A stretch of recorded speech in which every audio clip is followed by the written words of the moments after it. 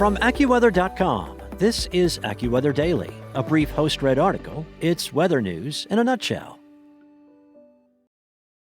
Spring-like weather is on the horizon for much of the U.S. in March, following weeks of relentless winter storms and waves of brutally cold Arctic air. Some folks have already had a taste of spring, and that will spread as the calendar flips to March. As AccuWeather's senior meteorologist Paul Pastelok said, spring arrived early across much of the southern U.S. this year.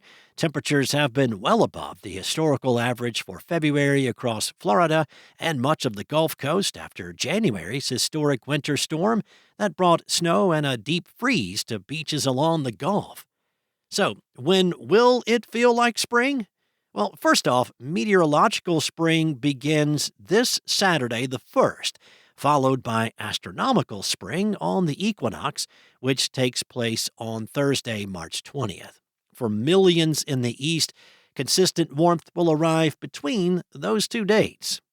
Well, AccuWeather's senior meteorologist Joe Lundberg says that we expect 2 more storms through March the 10th, and then once those storms pass by, a pattern change will begin. Consistent spring-like weather south of the I-70 corridor across much of the Mid-Atlantic, the Southeast, and South-Central states.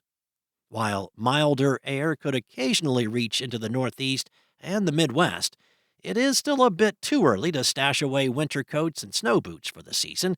Pastelok says that there can still be some downturns with a high frequency of cold fronts expected this April and May from the Midwest to the Northeast. In fact, AccuWeather long-range meteorologists have May turning near to below average in the Northeast.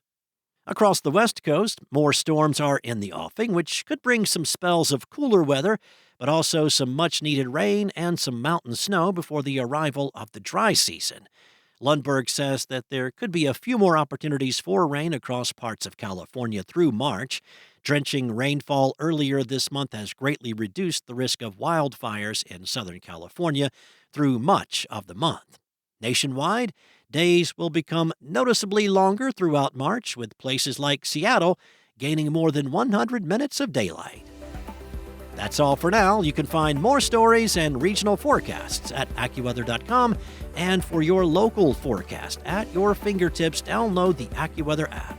Enjoy the rest of your day. I'll be back tomorrow with more from AccuWeather.